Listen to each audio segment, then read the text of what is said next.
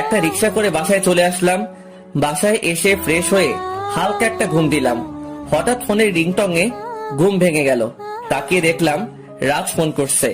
Receive করার সাথে সাথে রাজ বলল, তুই কোথায়?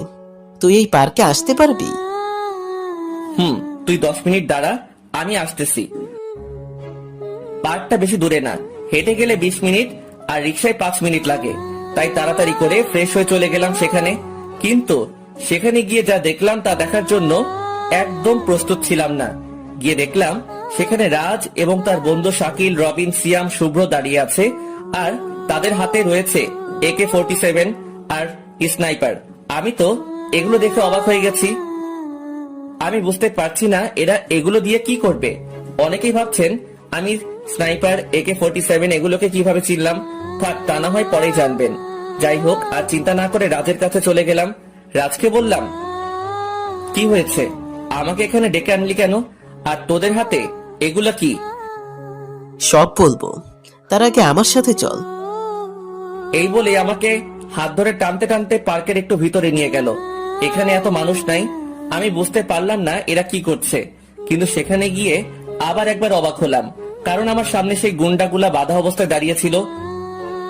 আমি এদেরকে দেখে আর বোঝার বাকি রইল না যে কেন রাজ আমাকে এখানে ডেকে এনেছে। বুঝতে পারলাম আমাকে যারা মেরেছিল তাদেরকে রাজ ধরে নিয়ে এসেছে শাস্তি দেওয়ার জন্য।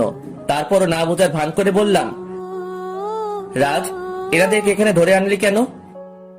কেন মানে?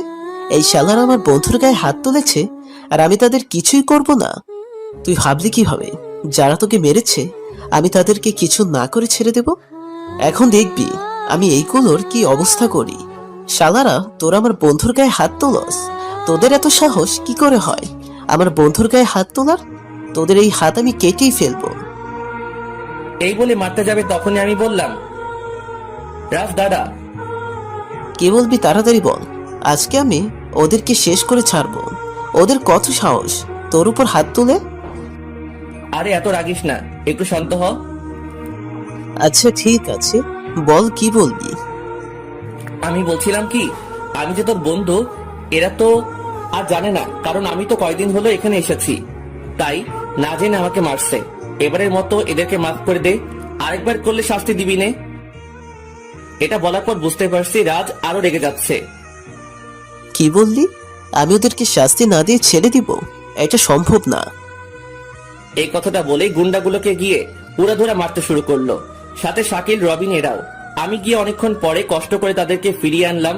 যেভাবে মারছে আর একটু মারলে মারাও যেতে